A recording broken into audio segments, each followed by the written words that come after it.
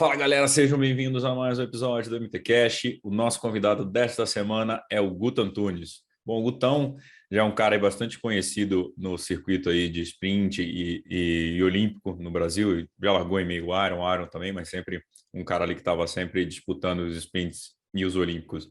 Aqui, Troféu Brasil, Sesc, enfim, tem uma carreira bastante consolidada aqui e nos Estados Unidos também. Ele chegou a morar fora, largou muitas vezes pelos Estados Unidos, nos Estados Unidos, perdão. E outra curiosidade do Guto é que o Guto sempre trabalhou no mercado financeiro enquanto largava na elite. Então, ele sempre teve essa vida dupla, as vidas se complementavam e ele gostava dessa adrenalina dupla. Contou até uns casos aí de ter um caos dele ter viajado pelo patrocinador quando tinha acabado de entrar num banco, enfim. Ouça a história, tá aí no podcast, a gente conversou. O Gutão já é parceiro há muito tempo, então aquela resenha fácil com os amigos é sempre mais prazerosa. Então foi bem legal a nossa conversa. Mais uma lenda aí do triatlon, talvez, lenda em atividade, com todo respeito, hein, Gutão? Com vocês, mais um episódio do MTCast. Espero que vocês curtam.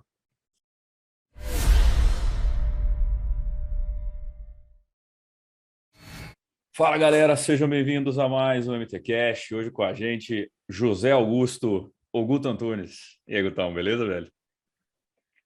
Fala, Gabi, tudo bom, cara? Tudo bom aí, galera do Mundo Tri aí? É uma honra estar falando aqui de novo. Falei há muito tempo atrás e estamos retomando nessa nova fase aqui, os bate-papos. Ah, você já foi até colunista aqui, vamos falar do seu momento. Fui colunista, assim, foi um dos pioneiros aí de escrever um pouco sobre vida normal, vida no esporte. Sempre foi uma honra trazer a realidade da vida ao esporte, do esporte à vida, né? A gente tende a dividir bastante os dois e através do Mundo Tri eu tive a honra de trazer um mundo mais real aí para esse mundo do triatlon que às vezes perde um pouquinho de estribeira e vai para o mundo das irrealidades que a gente chama. É um pouquinho, foi até um eufemismo, né? Que a galera às vezes é ferro e fogo, né, cara? Esse mundo hoje a gente vê ainda mais na época de mídia social, né, cara? Muita coisa distorcida, muita coisa confusa. Então esse é um canal muito legal que a gente tem aí, sempre foi, né, o Mundo Tri, para falar um pouco de realidade dentro de uma visão prática, né? E não dentro de uma visão de um desenho de algo que não existe. Então, o Mundo Tri sempre pioneiro aí em trazer a informação assertiva aí para os ouvintes e para os assinantes. Ah, sempre foi o garoto propagante, a foto. Eu lembro da capa que tem você e a Ana Lídia lá. Era legal pra caramba, cara. Capa histórica aí, capitaneada pelo Vaguinho lá atrás. Foi uma matéria muito legal que a gente fez. E eu tenho ela guardada aqui no coração e na minha galeria de troféus também. Legal até falar para a galera que acompanha o Mundo Tri há pouco tempo. Eu já entrei na fase, acho que era final da revista, já era revista, era ainda revista, ainda tinha, mas era uma revista o Mundo Tri antes, né? Revista digital, mas era uma revista impressa, depois digital, não é isso? E depois virou só o site, né? Mas foi uma revista mesmo, no Mundo Tri. E o bacana é que o Mundo Tri foi, pouca gente mais nova aí sabe, mas foi a pioneira em falar com os atletas nacionais, né? A gente tinha um modelo de mídia no triatlon que cobria muitas provas lá fora, muito o circuito mundial e cobria poucos atletas nacionais. E o Mundo Tri veio com essa proposta de cobrir os atletas, o que era a realidade nossa aqui e também o que a gente fazia lá fora frente aos melhores do mundo. Então isso foi bem bacana e até hoje a gente vê o Mundo Tri aí pioneiro nessa frente com os atletas nacionais. Muito bacana. Show de bola. Legal que você vai me contar coisas do Mundo Tri que eu não faço ideia. E do triatlo que eu não vivi, né? Que a gente vai explicar um pouquinho da história, da curta história do Guto no triatlo. Tem pouquinho tempo que ele tá nessa história. Você tá me chamando de tio. Indiretamente de tio aqui, hein, cara? Cuidado. Não, mas quem estreou foi o Mansur, cara. O primeiro episódio foi com o Mansur, então estamos tranquilo. Termo de então tempo. já tô tranquilo aqui agora. Bom, antes da gente continuar, galera, já sabe, o nosso patrocinador é a Z2 Foods, então Z2 chegou com gel aí no mercado. Não é gel, é Z2, então vou deixar aqui para vocês o link do site para vocês conhecerem o Z2. Aqui o QR Code aqui em cima para vocês entrarem também no Instagram deles, para conhecer todas as novidades aí que a Z2 está trazendo, patrocinando atletas profissionais aí também, eles vão contar já já. Bom, Gutão, também a minha parte blogueira agora, né? Não deixem de seguir o nosso canal, compartilhar com os amigos, ativar as notificações, e a gente está trazendo umas coisas bem bacanas aí no Mundo Tri para 2022 também. E não deixe de seguir o Guto também, o Guto aí, deixar o Instagram do Guto aí, ele merece. Esse menino merece. Tem futuro no triatlo, esse menino. Eu ainda estou tentando ser blogueiro, cara, mas no triatlo eu acho que eu consegui fazer um pouquinho de coisa legal. Hein? Não, então vamos começando até contando um pouco da tua história. Eu tinha pego o teu, naquela vez que a gente conversou, eu peguei já a pauta que eu tinha montado, foi atualizar. Agora são 21 anos de triatlo, indo para o 22º, não é isso? São 21 indo para o 22º, cara, uma história de, talvez aqui, o que as pessoas vejam sejam uns 10% de felicidades no triatlo, mas são 90% de muito esforço, muita luta, seja no sentido pessoal, seja no sentido profissional. É uma luta que me acabou me formando como pessoa, né? Tanto na parte de esforço, ética, profissional. O triatlo é uma escola, cara. Para qualquer pessoa que está começando aqui, nova no esporte, talvez a maior verdade que você vai encontrar sobre você. No triatlo não tem verdades, você encontra a sua realidade a cada treino, a cada prova. Então, esses 22 anos aí foram maravilhosos, ainda não estão terminados, né? Eu sempre falo que eu vou terminar, vou parar, mas, cara, sempre vai mais um ano e por aí vai, cara. Eu continuo essa loucura apaixonante do triatlo. E, cara, o fato né, que eu sempre... Bom, eu já te contei essa história, mas vou contar para a galera agora do Mundo Tri, né? Que a gente falou naquela live quando a gente gravou lá para o Jogo Justo, que eu fui entrar na Tri Lopes e o Diego sempre falava, pô, o Guto faz igual você. Eu falei, como assim? Não, o Guto trabalha no mercado financeiro e larga na elite. Eu falei, caralho, eu quero ser igual o Guto, cara. Quero ser igual o Guto, eu quero largar na elite, eu quero continuar no mercado financeiro. E então, cara, é uma história que eu sempre tive comigo. Assim, você sempre foi um exemplo ali para mim. E eu lembro que a gente teve a oportunidade de treinar junto e tudo, então sempre tinha essa história. Cara, dentro do esporte, assim, o atleta profissional sempre tem problemas para arrumar um patrocínio, aquela história, acaba tendo um segundo emprego. No teu caso, sempre foi uma escolha muito, na tua cabeça, sempre muito fixa, né? De, cara, eu quero ter os dois, eu quero manter meu emprego no mercado financeiro, quero continuar, um complementa o outro, né? Para você sempre foi bem claro isso, né? Assim não, viu, Gabriel? Tiveram momentos que eu tinha a cobrança do patrocinador muito grande também, né? Eu tive bons patrocinadores ao longo da carreira. Infelizmente, essa não é a realidade do nosso esporte agora, mas o triatlon entre 2000 na virada do milênio, entre 2000 e 2010, a gente ainda encontrava bons patrocínios, a gente ainda conseguia de certa forma até viver do esporte, mas não era uma escolha minha naquele momento, porque eu via a estrutura do esporte como frágil, né? Não os patrocínios, mas sim a estrutura. Quando eu olhava perspectivas no esporte, elas eram pequenas, eram contratos curtos, eram contratos de oportunidade, e isso assustava um pouco. Então, minha veia de sempre estar ligado ao mercado financeiro e ser um atleta profissional me ajudou muito a conseguir ler de forma prática o negócio do triatlo, né? E isso que me fez ter essa decisão de tocar os dois nessa loucura de vida, né? Que é a loucura de qualquer atleta amador, que é trabalhar muito, ao mesmo tempo encaixar treino. Graças a Deus eu fui bem assessorado por bons treinadores ao longo da minha carreira, que não deixaram eu treinar mais do que o meu corpo aguentasse, e de certa forma eu encontrei um equilíbrio para uma alta performance, né? Mas sempre foi uma luta muito grande, e a escolha entre um mundo e outro nunca foi tão fácil quanto parece, mas eu consegui encontrar um balanço ao longo do tempo, por tentativa e erro, né? Mas se você tivesse tido a chance, assim, eu lembro que você teve um ano, deixa eu pegar aqui, você ficou focado, né? Você conseguiu ficar um ano mais focado. Foi em 2008? Foi 2008 que você ficou em San Diego, você ficou mais focado ali, né, no esporte. Você sentiu falta da loucura de trabalhar, estar no mercado financeiro também? Cara, eu nunca pensei assim se fazia falta ou não. Quando eu estava focado, esse ano que eu andei, o que eu via é que eu não andava mais do que quando eu trabalhava, né? Então, assim, era um balanço, né? E aí eu fui assessorado também por grandes profissionais aí ao longo da carreira psicólogos, né? Exemplo aqui a Carla de Pierro, que tanta gente conhece aí, a psicóloga de seleção, né? Que acompanhou a equipe em Tóquio. E ela me acompanhou muito tempo lá atrás e ela falava isso: Guto, o seu equilíbrio é o seu equilíbrio, né? Se isso te gera um equilíbrio, a carreira no mercado financeiro com a carreira de atleta, é o teu modus operandi, é como você aprendeu a fazer isso. Então, não é a exclusão de uma das duas atividades que vai te fazer melhor na outra. É a sua forma de fazer as coisas, não a forma que o outro faz que vai servir como modelo para você.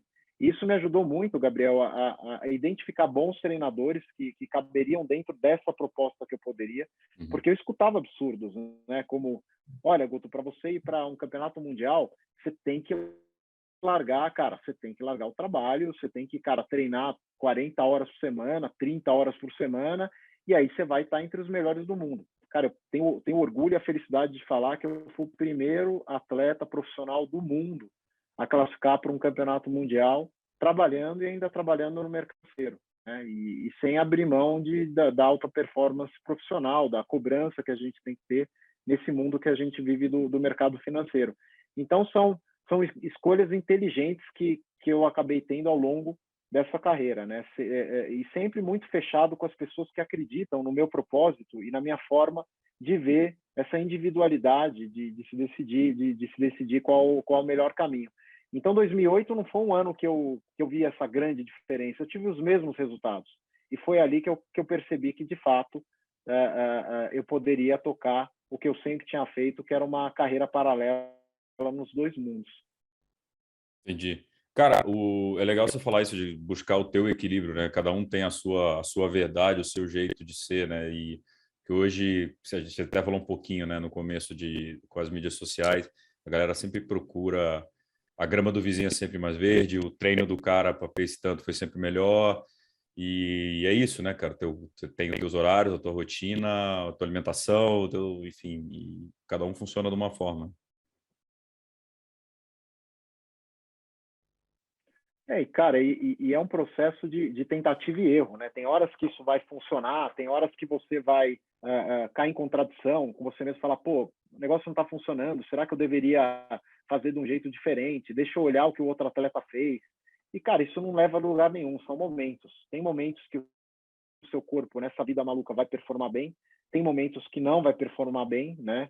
É uma frase assim que eu sempre levei muito no meu íntimo. E é engraçado que eu estava assistindo o programa do Avancini, o Vida de Biker, e ele falou uma frase muito parecida que sempre foi um mantra para mim. Cara, se você vai mal num domingo, vai mal num treino, cara, amanhã é segunda-feira.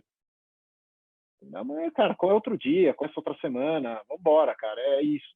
E me chamou a atenção ele falando a mesma frase, né? Como que um campeão mundial como ele lida com a pressão. Ele fala, cara, com a forma de que o corpo pode render ou não, e amanhã é segunda-feira, cara, vamos embora. É isso. E no mercado financeiro a gente aprende isso, né, Gabriel? Cara, não existe aquele momento que você tem que performar, e, cara, se acabar aquele teu trabalho, acabou tua vida, é um dia de trabalho. Então, é um dia de trabalho, tem coisas que dão certo, coisas que dão menos certo, e é isso, cara, amanhã é um novo dia. A gente tem que tentar minimizar erros e tentar chegar a um resultado melhor dentro da realidade que a gente está. Show. Cara, a gente acabou falando já meio que de presente, do presente, né? Mas voltando um pouquinho lá atrás, como é que você começou no triatlon? Já fazia alguma modalidade? Como é que era a tua história? Ah, cara, minha história é muito louca, assim, eu fazia, assim, eu sempre fui apaixonado por futebol quando era pequeno, né? Sou santista roxo, a gente fala na paralela direto, eu te zoo que você é vascaíno, você me zoa que eu sou santista, mas enfim, eu queria ser jogador de futebol quando era moleque, né? Eu era maluco aí pelo Santos, pelo Pelé, e eu não assisti o Pelé jogar, mas eram as histórias com meu pai, a minha relação com meu pai, e eu queria ser jogador, né? E o meu pai falou, não, cara, meio do futebol você não vai entrar nem ferrando, essa bagunça, esquece.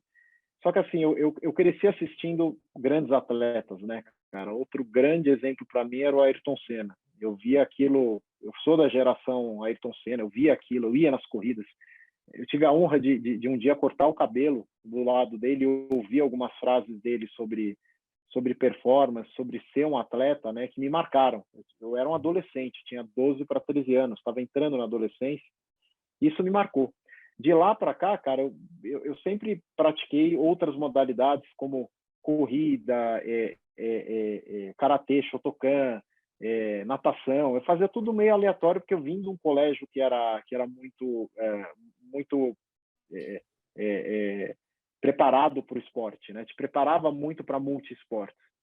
Até que, cara, um dia eu resolvi começar a nadar de novo, porque eu tinha engordado um pouco, né? Eu falei, cara, eu vou começar a nadar. Tô estressado, preciso nadar. Eu nadava só, cara, no colégio. Assim. Aí eu comecei a fazer o Campeonato Paulista de maratonas aquáticas, 1.000 metros, 1.500. Comecei a pegar pódio. E, cara, eu ia de mountain bike pro treino, né? E aí, cara, um dia eu conheci um triatleta nesse treino, que fazia as séries de 15 e 100 comigo tal. Uhum. Ele falava, faço triatlon. Eu falava, tá bom, tal. Faço na Trilopes com o Diego tal. Nem sabia o que era, né, cara? E aí um dia eu voltei para casa do treino e tava passando o Ironman do Havaí, né, na ESPN. Tinha um Quantos anos programa você tinha, maravilhoso na ESPN. Cara, eu tinha 19 para 20, mais ou menos. Tá. Eu tava mais ou menos nessa fase. Eu tava entrando na faculdade ali, mais ou menos. E, cara, eu lembro que eu olhei aquilo lá e falei, pô, que coisa, cara, eu preciso fazer isso, preciso um dia terminar um negócio desse, né?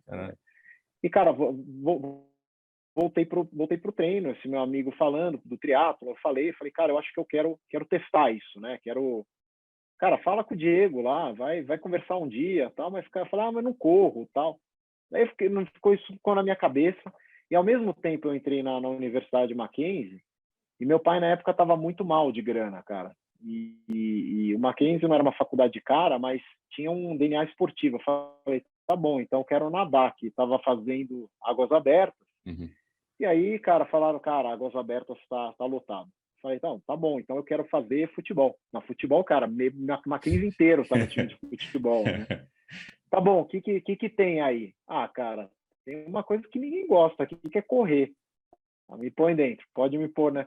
Então, cara, mas a equipe de curta de 100 metros, todo mundo faz. O que tem aí para eu fazer? Cara, tem 800 metros e 3 quilômetros. Tá bom.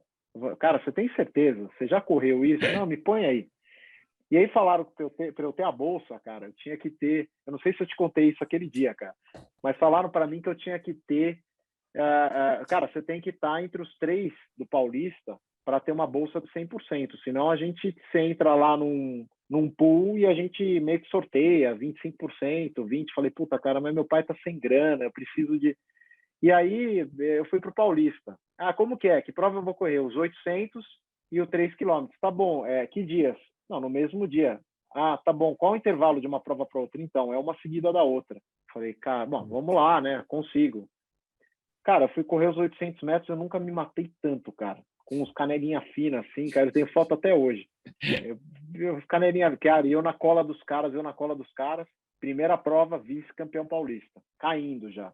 Cara, Guto, já deu, não sei o quê. Tem 50% de bolsa já. Falei, não, para ter 100, o que eu tenho que fazer? Cara, não dá, tem que pegar o pódio na outra prova. Não. Me põe, eu vou correr. Cara, você não aguenta mais, me põe, eu vou correr. Cara, eu corri, fui vice-campeão paulista também, né? Na mesma prova, caí depois desmaiado, vomitando, mal, e consegui a bolsa de 100%. A partir daí, cara, já corria, já nadava, ia de bicicleta pro treino. Falei, quer saber? Eu vou conversar com esse tal de Diego. E aí começou a minha história no triatlon, cara, através do Trilopes. Pô, eu não sabia dessa tua história, não, cara, do atletismo aí, sem querer. Caralho, que legal. Essa cara. aí foi, cara, foi isso daí. Tem foto de eu caído. Um dia eu te mostro. Infelizmente, eu tô sem ela aqui. E a medalha eu guardo até hoje. Assim, eu tenho uma galeria de troféus aqui, tá do meu lado, de troféus e medalhas, que eu tenho mais de 300, né, troféus e medalhas, assim. Só que aqui eu só guardo os especiais, sejam de memória ou sejam de significado, né? E essas 2 medalhas estão no meio de tantas outras, talvez muito mais importantes aí de significado esportivo, mas para mim tem um significado muito especial, porque eu ajudei meu pai naquele momento, né? Era algo que ele precisava e me deu orgulho poder fazer aquilo naquele momento da vida dele.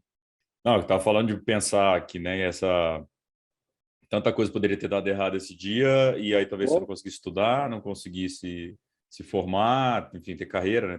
Tanta coisa ali ao mesmo tempo.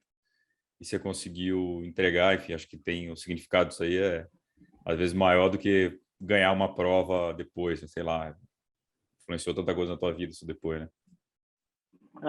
Influenciou muita coisa e influenciou muito o atleta que eu sou, né? Que eu falei, cara, eu vou até o fim. Já parei prova, assim, é muito difícil eu parar uma prova, né? Eu penso muito que eu tenho que ir até o fim, que eu tenho que chegar, cara, assim, não importa o resultado, eu tenho que chegar, eu tenho que lutar, essa é a minha luta, e eu acho que isso que me diferenciou como atleta, né? Essa raça que eu sempre levei para uma entrega total, cara. Quando eu estou numa prova, eu estou entregando o que eu tenho e o que eu não tenho, né? E tá meu coração lá. Eu acho que veio muito dessa prova também, né? Eu tava com meu coração para ajudar meu pai, foi uma entrega que eu nunca esqueço, cara.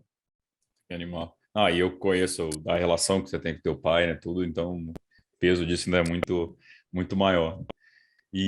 Cara, aí você entrou nesse tal de esse triatlon e, cara, você imaginou que isso um dia pudesse ser teu side business aí? Poderia ser a tua.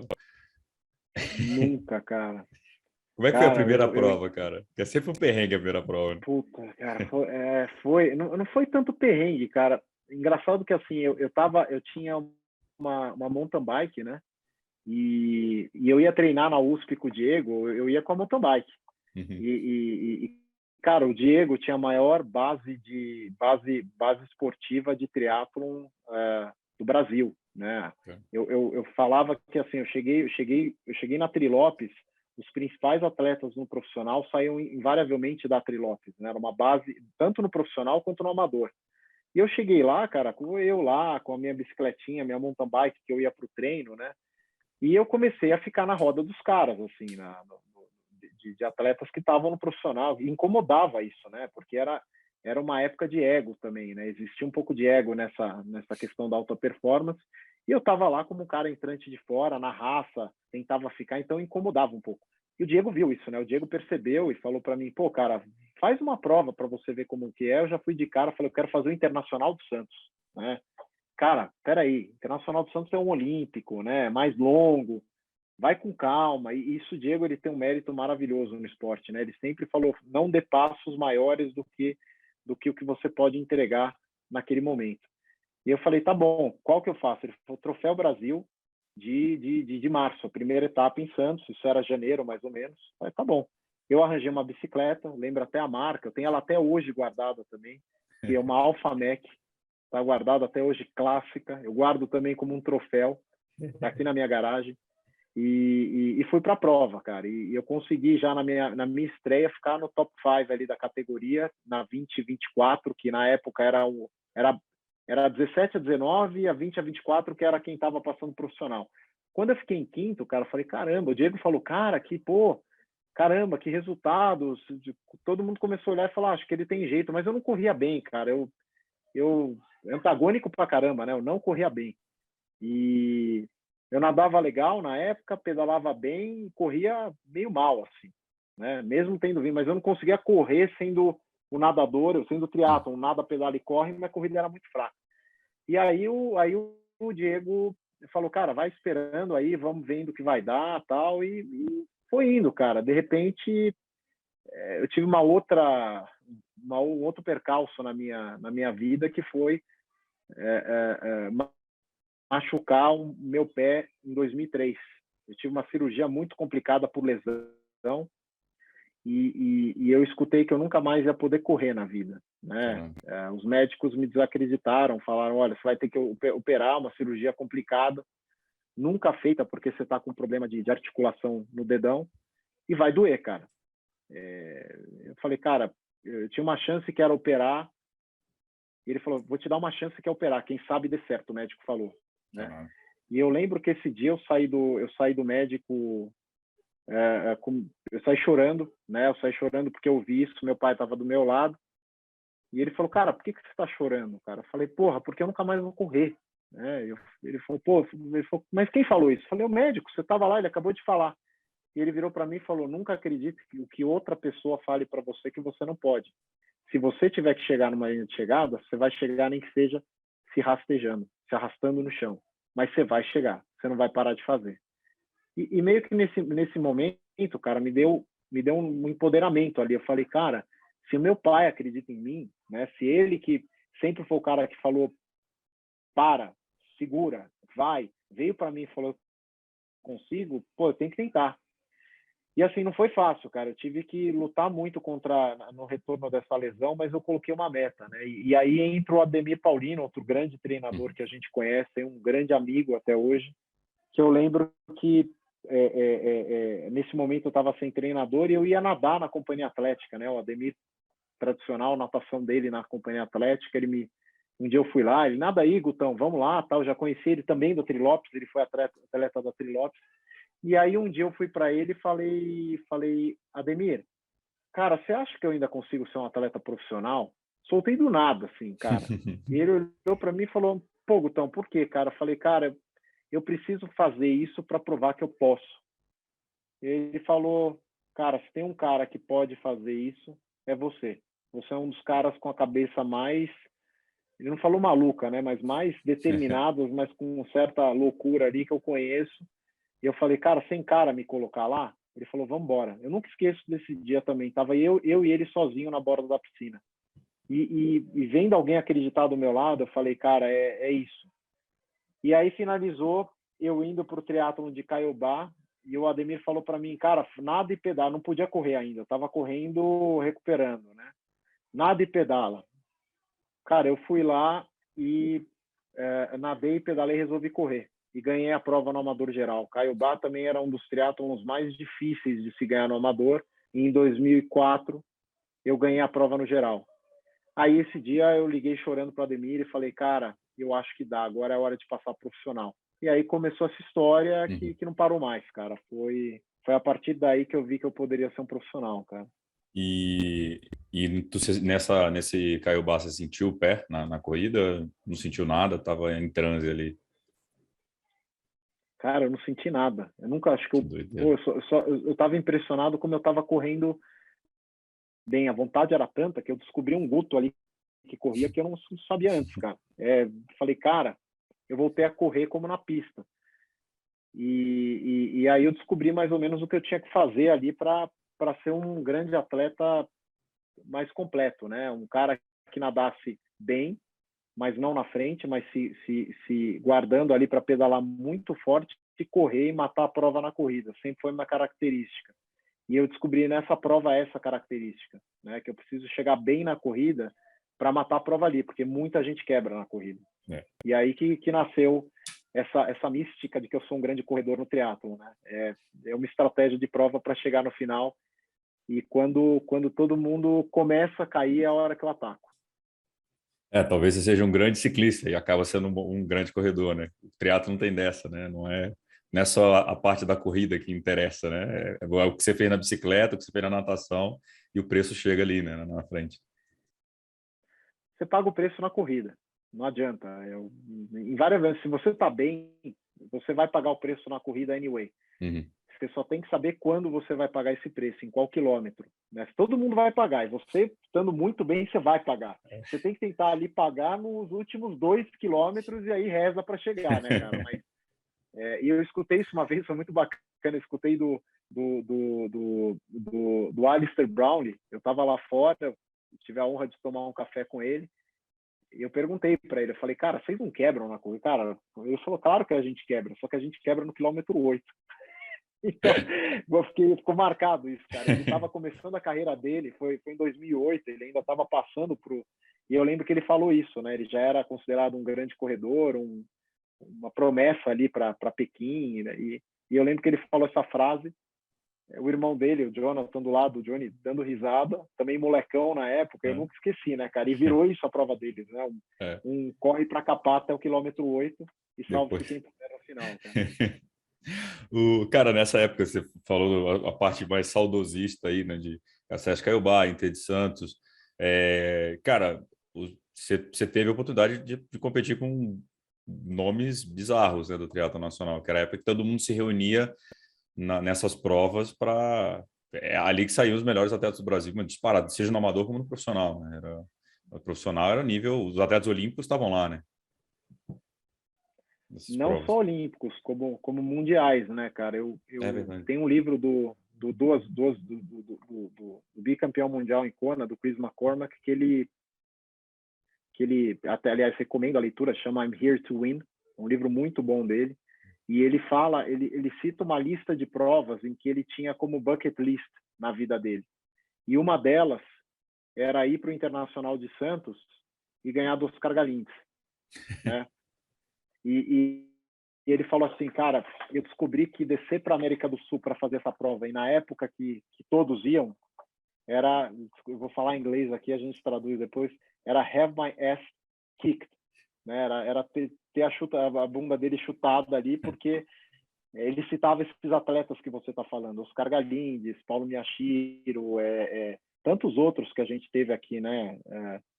Fábio Carvalho, Fred Monteiro, Leandro Macedo. Eu tive a honra de pegar 2 ou 3 provas na minha carreira com o Leandro, Virgílio de Castilho, e tantos outros, né? Era uma escola. A gente apanhava, e foi uma frase que eu escutei quando eu fui para o profissional.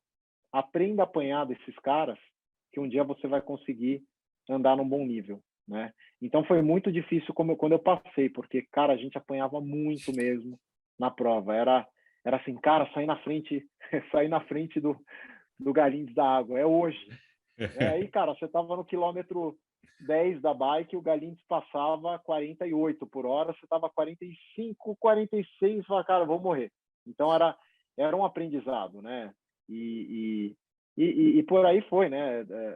Acho que essas provas aí foi a grande base do triatlon brasileiro, que a gente teve grandes resultados mundiais. Foi esse período entre 95 e 2010, né?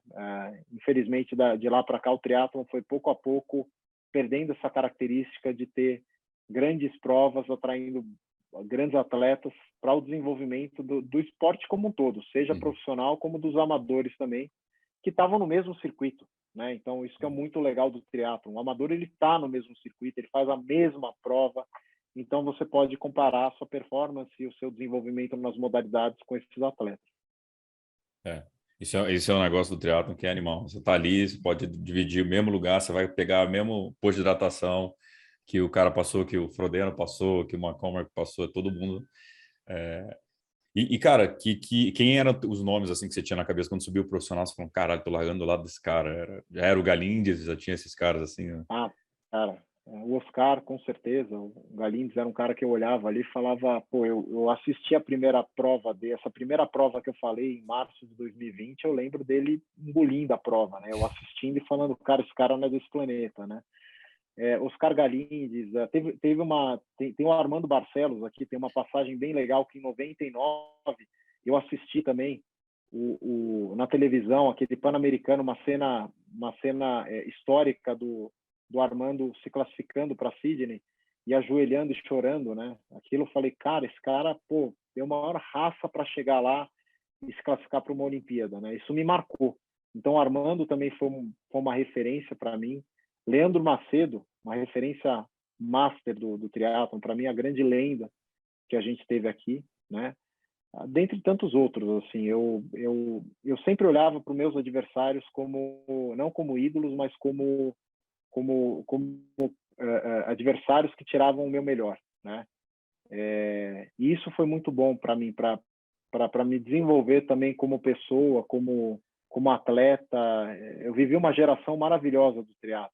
Eu pude ver tanto aqui quanto lá fora. Eu tive a honra de largar com meus ídolos aqui e também com meus ídolos lá fora, né? Eu nunca esqueço a primeira largada que eu fiz e olhei para o meu lado, estava Greg Bennett, estava Chris McCormack, falava, cara, eu estou do lado dos caras que eu abro a revista, né? Era a revista física, Triathlete. Aí eu abria e eu falava, cara, eu estou do lado dele, né? E eu tive a honra de ganhar de alguns deles, né?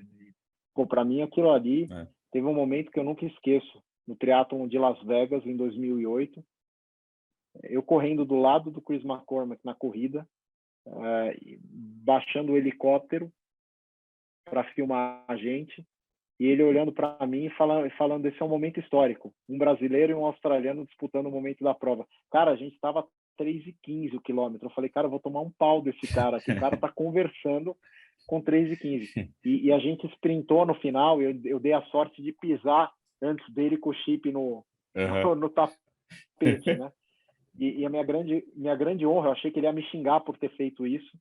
E logo que passou a linha de chegada, eu estava ainda sem ar, alguém me chamou, me virou, pegou a medalha e me colocou. E foi ele, né? Tem muita gente que não gosta do Maca pela personalidade dele, mas acabou se tornando um conhecido, um amigo até, nessa atitude e em algumas outras vezes que a gente se cruzou em algumas provas nos Estados Unidos. Então, são coisas bacanas que o triatlon acabou me dando aí. E até falar para a galera, né? Tem alguns nomes aí que o Guto citou que a gente gravou já podcast. Então, tem o Armando, tem o Leandro, tem o Fabinho Carvalho também, a gente trouxe recentemente. O Oscar está na lista aqui, já vou também convidar o Oscar. O Mansur, né? O Mansur tá aí também, foi quem abriu o podcast. O Maca é engraçado, porque nesse livro que você falou, ele conta um pouco da história quando em Kona ele tentou combinar o jogo com os ciclistas para derrubar os corredores, né? Para tipo, cara, vamos fazer muita força no pedal para o Craig Alexander, que é compatriota dele ainda. Ele falou na coletiva de imprensa isso, né? Acho que a galera ficou bem puta, mas, cara, ele é o cara até hoje, né? Ele mexe muito o jogo, né? O triatlon tem muita coisa por causa dele, até hoje. E ele mexe muito, cara. Ele era o cara que vinha na largada e começava a falar que tinha tubarão na água, que ele tinha... Ele mexia com a cabeça de todo mundo, né? Ele vinha, quando ele percebia uma ameaça, né? Ele vinha e falava alguma coisa. Nunca foi uma relação tranquila na prova. O cara é um lutador mesmo. Ele tá lá para ganhar mesmo. Aquilo do livro dele, I'm here to win. Então ele vem, cara, ele te provoca num nível que se você não está preparado, você toma uma paulada. É muito, muito diferente ali do Greg Bennett, né? Que tem um podcast. O Greg Bennett talvez seja uma das figuras mais agradáveis que tenha no triatlon, aí mesmo quando competidor, né? Era um cara que conversava sobre o que ele fazia. Foi a primeira pessoa que me falou: não preciso nadar mais muito, eu não nado bem, então tão bem mesmo para sair na frente, mas o que eu fiz agora é começar a treinar muito bike e corrida, porque aí eu chego no final, mato na corrida, né? Ele tinha alguns insights bem bacanas de treinamento também. E assim, a gente aprendeu muito com isso, né, Gabriel?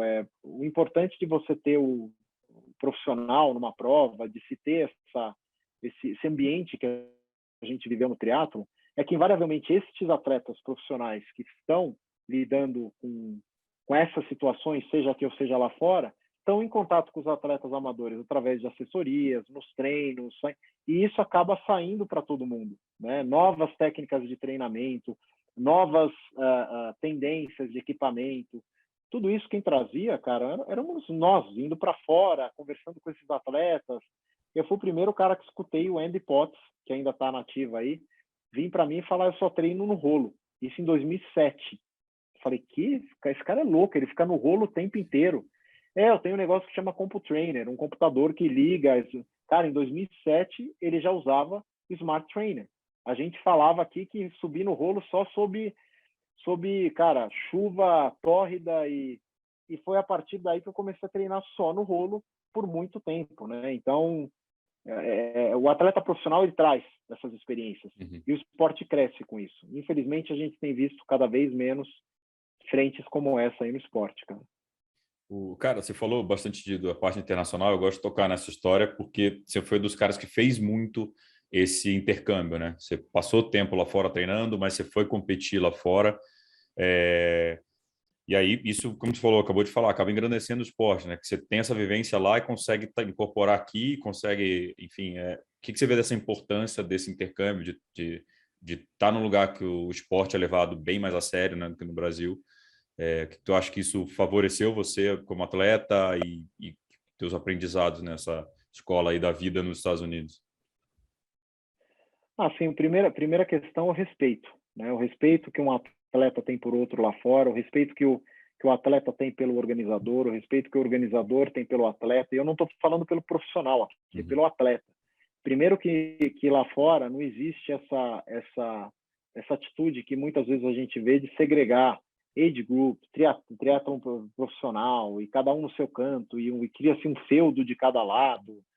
Cara, isso aí é ruim para o esporte, entendeu? Lá fora o atleta profissional está junto do atleta amador, ele participa de pré-eventos com os atletas amadores através dos triathlon clubs de lá, né, que são muito ativos, são as assessorias, vamos dizer assim.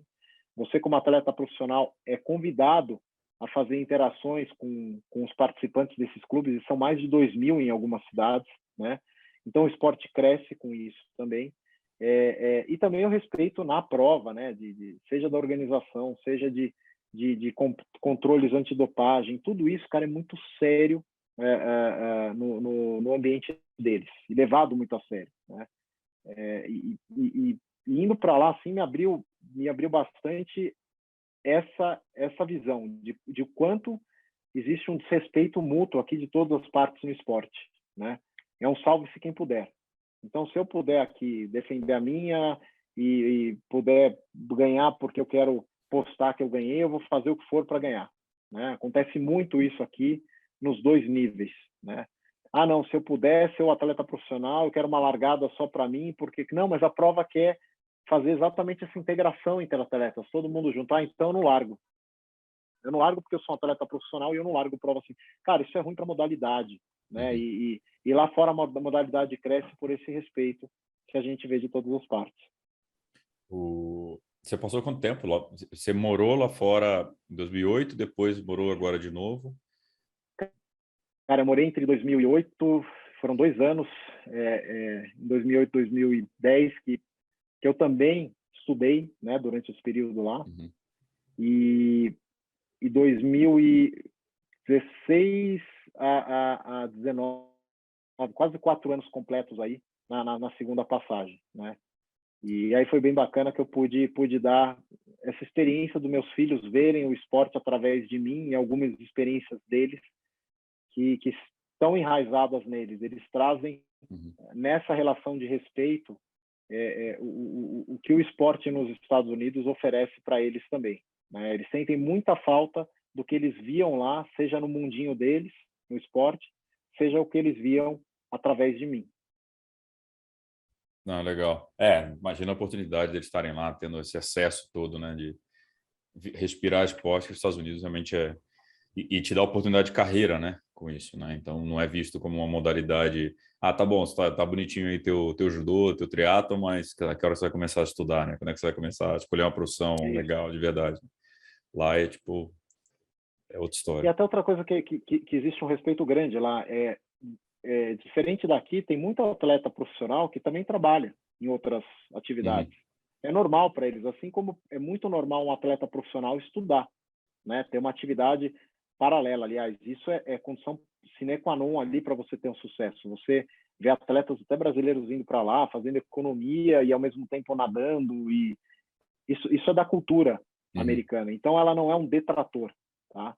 No Brasil a gente vê é engraçado, a gente tem uma cultura que se alguém faz uma coisa e faz outra, uma é detratora da outra, né? Ah, então se o Gabriel ele é sócio do Mundo Tri, ele não pode estar no mercado financeiro, e vice-versa, né? Se o Guto trabalha no mercado, ele não pode ser um atleta profissional, né?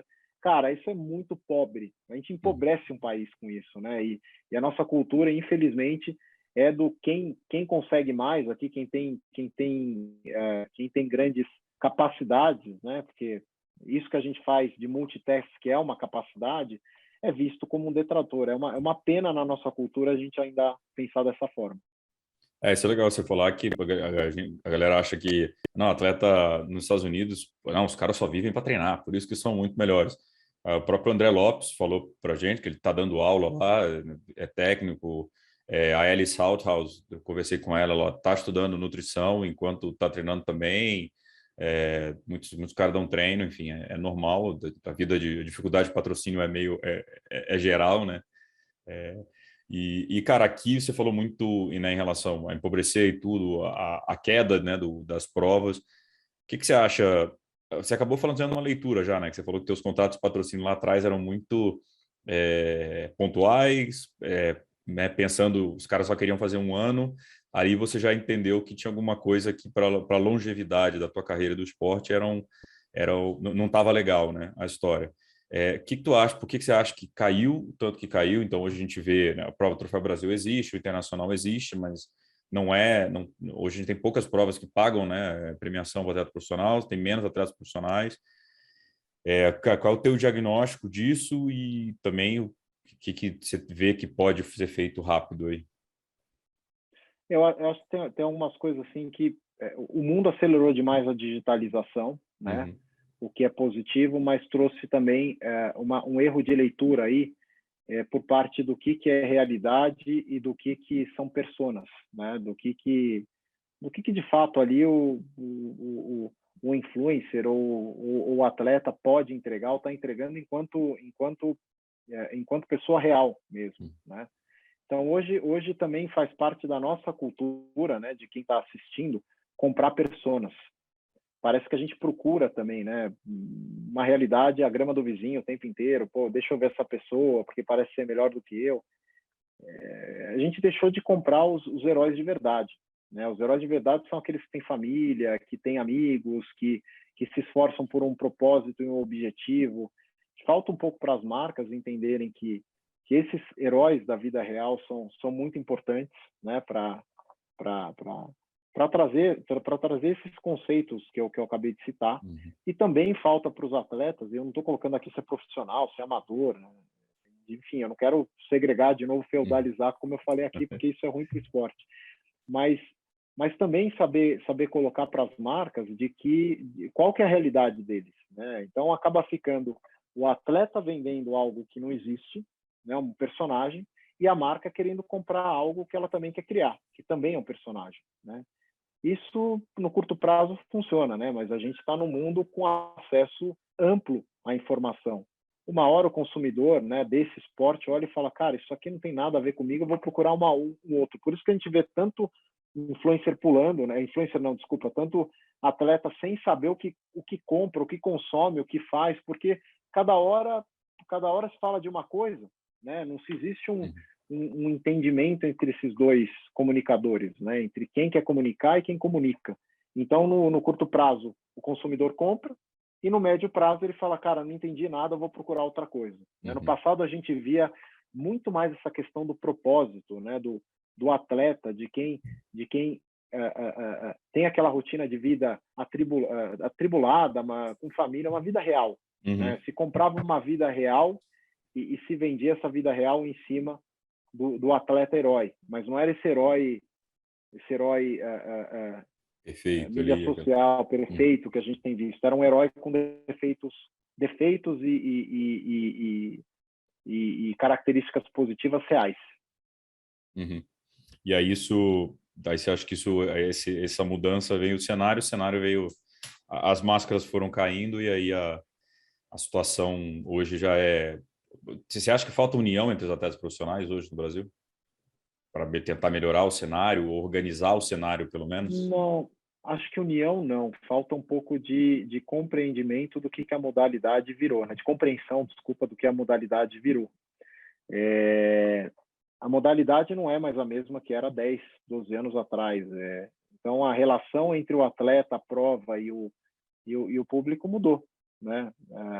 A gente tem sim que levar um pouco mais da nossa realidade para o atleta, através do atleta amador, através de experiências, né? Ontem mesmo eu estava no EV Triathlon aí para participar, para levar um pouco da experiência e estar junto do atleta amador. Esse era o meu objetivo de estar lá, fazendo algo que eu gosto e que eu pudesse interagir com esse público, né?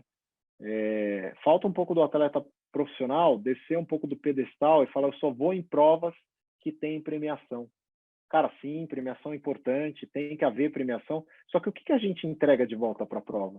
Né? O que a gente entrega? A minha imagem de eu estar lá, não, desculpa, se você está lá, você está ganhando só para você, tua imagem você está ganhando para você. O que o atleta profissional pode fazer com a prova para que a gente crie uma experiência positiva para o praticante que está indo lá, né? É esse ponto que a gente está agora. A gente tem que se unir para criar experiências positivas para o novo entrante da modalidade. Está faltando bastante isso entre os atletas profissionais. É legal você falar, engraçado, né? É curioso falar, assim, a gente estava, quando teve a prova da PTO, né, em junho, que a gente conversou bastante, Ali eu senti essa união acontecendo, no sentido de todo mundo divulgando a prova, seus respectivos stories, galera falando que ia estar lá, fazendo, né, enfim, uma chuva de cada um do seu jeito, fazendo o seu conteúdo, estando na prova, que valorizou muito, não só porque a prova teve cobertura, e nem essa a ideia, mas assim, se tivesse isso em todas as provas, talvez que fizessem, né, essa união para, vai ter a prova tal, vamos falar da prova, os atletas tirarem aquele um minutinho ali para fazer uns stories, ajuda, né, a valorizar, acho que talvez o evento que valoriza o atleta profissional, então acho muito importante isso, valorizar o evento que valoriza o atleta profissional, e devolver para o cara, né, porque entra no radar dos atletas amadores que acabam se inscrevendo, o que acaba trazendo patrocinador para o cara, inscrição, que acaba trazendo patrocinador, enfim, né, acho que a roda, quando todos resolvem, né, andar para o mesmo lado, a roda vai girando mais fácil, né, cara? Falta um pouco de alinhamento. Eu acho que a pandemia trouxe um pouco de distância entre todos, foi natural, porque não existia mais um horizonte, né? Mas agora a gente já vê aí provas novas aparecendo. Eu fiquei bem animado de ver, por exemplo, o circuito do Blue Series, né? Que a gente fala bastante. Quando eu vi o calendário, pô, deu um ânimo diferente aquilo, né? Você fala, pô, que bacana que está tendo um circuito, né? Em que está sendo desenhado e executado. A própria Power 5, né, que a gente vai ver o lançamento aí logo mais através das principais de algumas das principais marcas se juntando para fazer um circuito de longa distância. Cara, tudo isso é muito bacana e válido, né? Eu sou um grande defensor e eu acredito muito em provas curtas como a entrada do atleta nesse mundo do triatlon, né? As provas curtas deixaram de existir no mundo todo como algo fácil de se fazer. Ah, não, prova curta, não quero fazer porque é fácil. Né? É fácil, cara, faz uma prova curta 100% da sua capacidade para ver se ela não é tão difícil quanto uma prova longa, né? Então, assim, só que a prova curta, ela traz um novo entrante para a modalidade, né? Você consegue ir numa academia e falar, cara, você quer fazer um negócio aí que chama triatlon? Como que é? Ah, ele já vai pensar na hora no Ironman, né? Quem tá só viu fala, não, cara, tem uma prova mais curta que você pode fazer. E essa pessoa vai nessa prova, vê um atleta de alto nível fazendo essa prova, ela vai falar, cara, que legal, eu fiz a mesma prova que aquele cara de alto nível fez e eu consegui fazer. Então, cara, eu consigo fazer isso. E aí ela engaja na modalidade. Então, eu vi muito isso nos Estados Unidos, né? Lá também o triatlon cresce pelas provas curtas. E depois ele matura pelas provas longas mesmo, né? Uhum. Só que a prova longa, ela engaja menos atletas do que uma prova curta no longo prazo, porque a prova longa machuca mais, física e mentalmente. Então, o atleta ele não fica a vida inteira competindo prova longa. Então, a curta ela tem essa capacidade de manter o participante dentro da modalidade.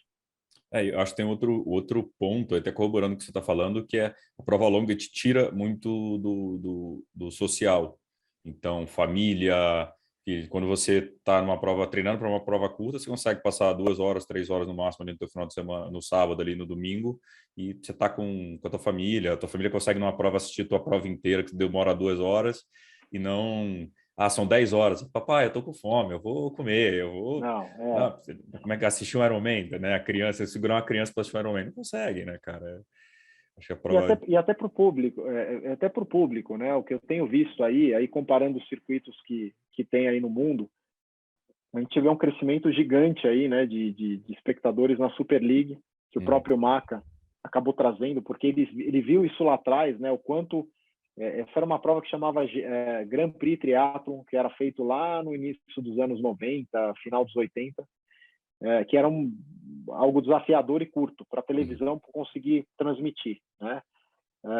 A gente viu, eu vi isso assim de uma forma muito mais simples, né? Quando eu comecei a ir para os Estados Unidos, eu lembro que eu apareci em várias provas ali na Fox Sports Network para um público de mais de 5 milhões de americanos, audiência de americanos. Eram 5 milhões de pessoas ali assistindo uma prova curta, porque tinha um formato dentro da Fox que era amigável para eles assistirem, né?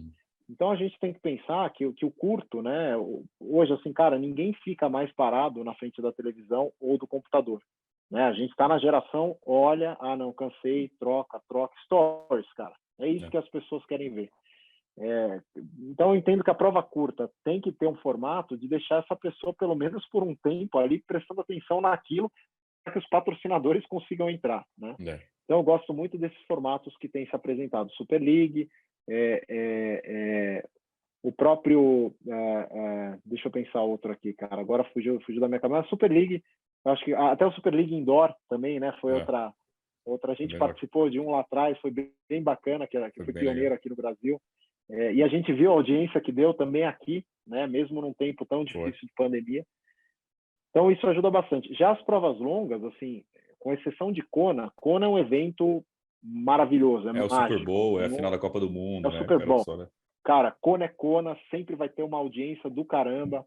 Lá que as marcas têm que estar, lá que os atletas têm que almejar aí se querem ir para uma longa distância. Agora, quando você olha outros formatos de prova longa, eu ainda tenho minhas dúvidas o quanto elas têm capacidade de atrair atletas e a mídia, né? São tentativas, são válidas.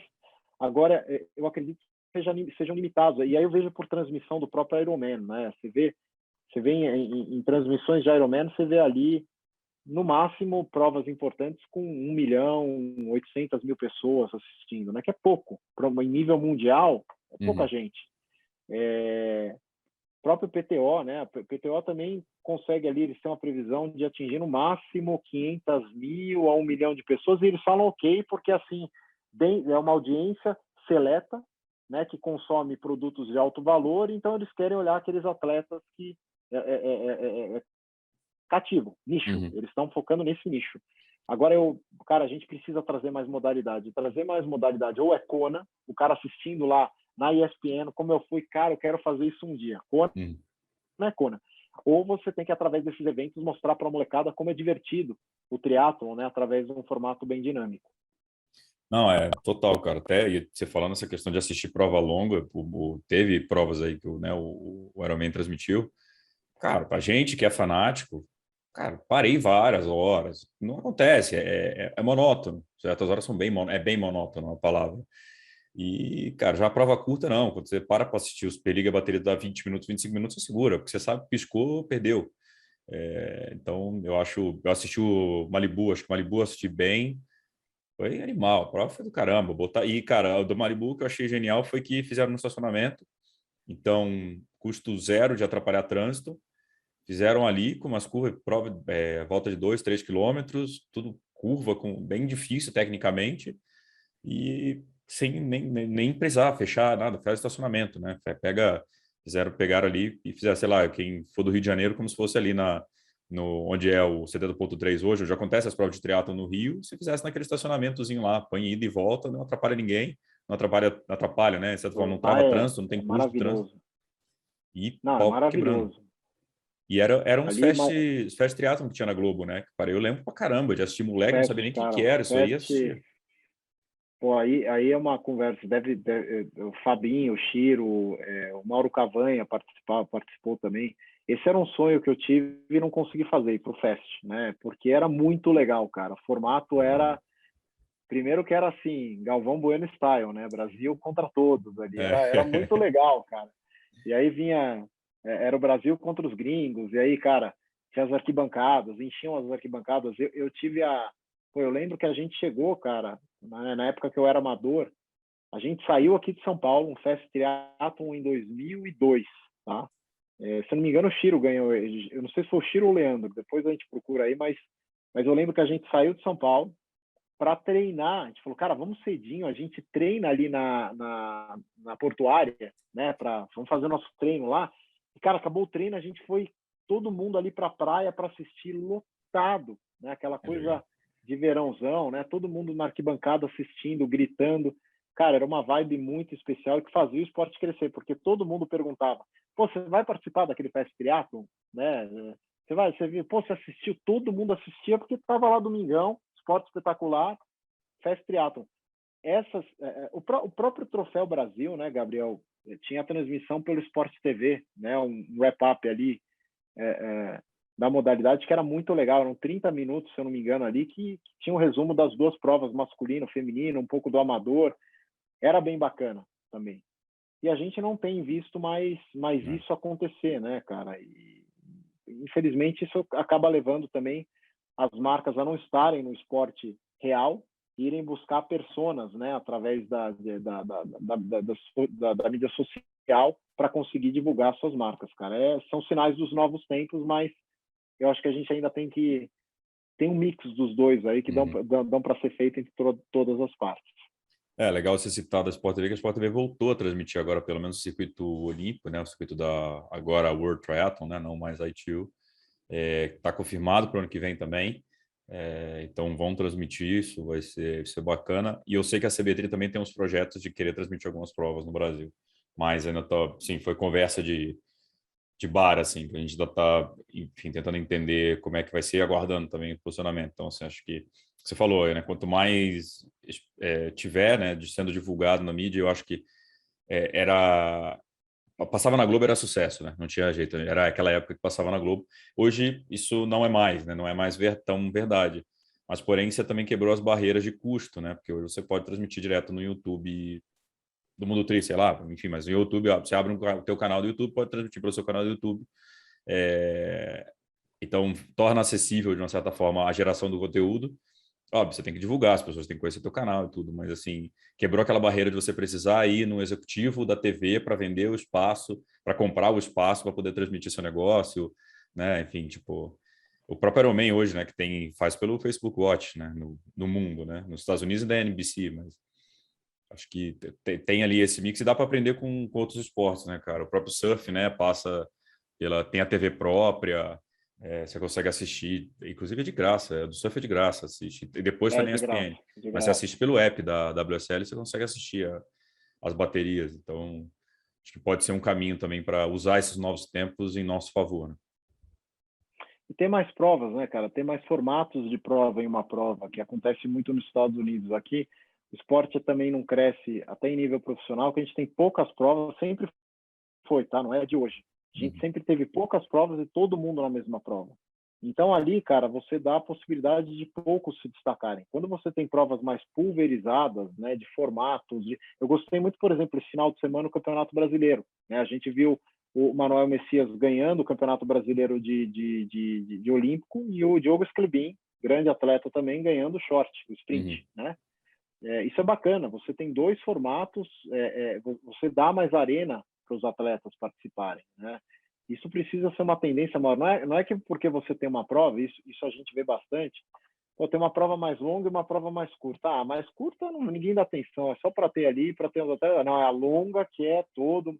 Cara, as duas têm que ter atenção. Foi muito legal mesmo. Fica aqui meu elogio à CBTRI, fazer isso nesse final de semana, porque a gente tem que ter mais formatos de prova em um evento, em um final de semana, como um todo. Porque aí a quantidade de atletas que a gente atrai, né, justifica você ter diversas marcas para diversos públicos dentro desse evento no final de semana.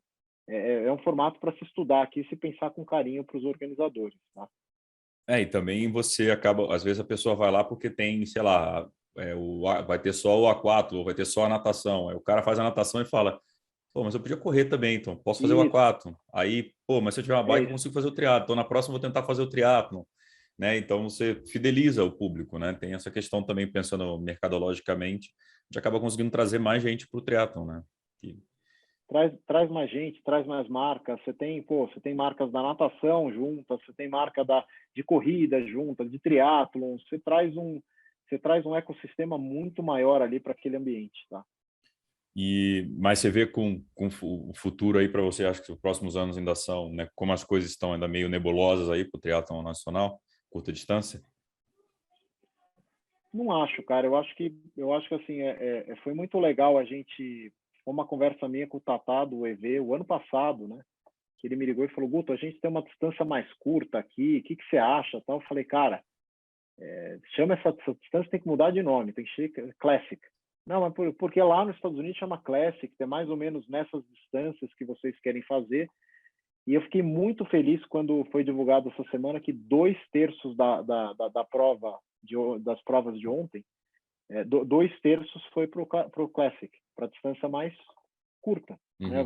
Pô, isso me deu um alento, assim, eu falei, cara, que legal que a gente tem essa modalidade crescendo por aí de novo, né?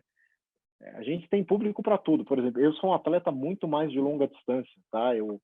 Minha característica de prova é de média distância, vamos dizer assim, né? Meu corpo responde bem, mas as provas curtas elas trazem esses atletas para crescer. E eu vejo nesse futuro, Gabriel, mais organizadores pensando nisso que eu te falei, trabalho de arena no final de semana.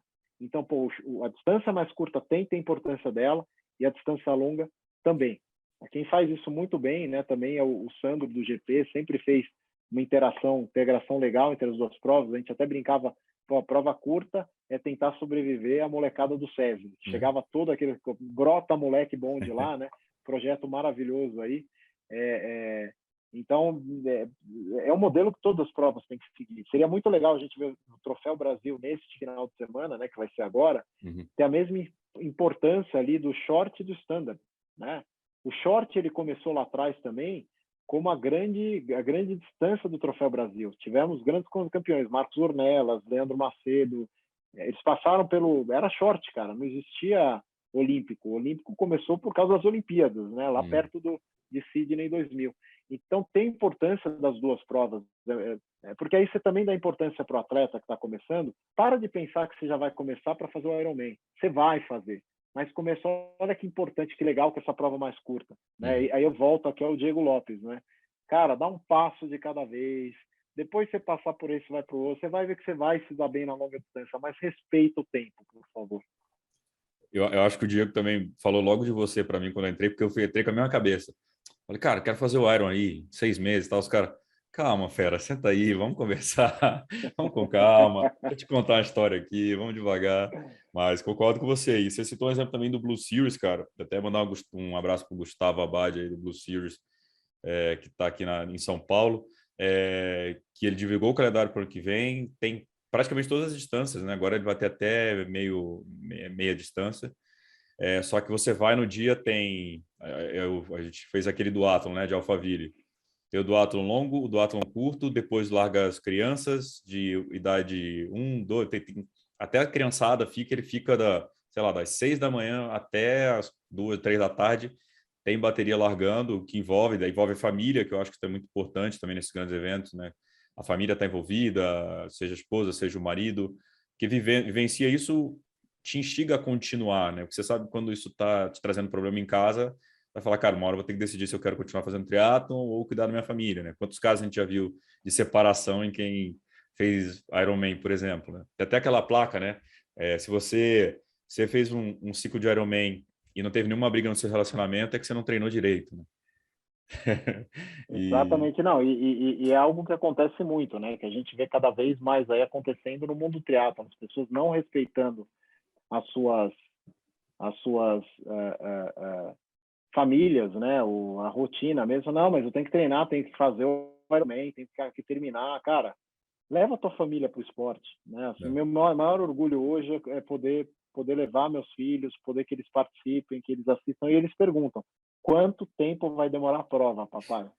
Se é um tempo mais curto, eles vão. Você fala, não, vai ser demais, não, papai, é muito chato. Né? Então, pô, a gente tem que ter. É para isso que a gente faz, né? Para trazer os nossos juntos também. Sejam eles filhos, namoradas, esposas.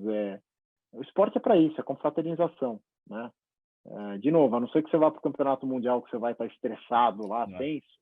Cara, o restante você tem que envolver todo mundo junto aí na modalidade.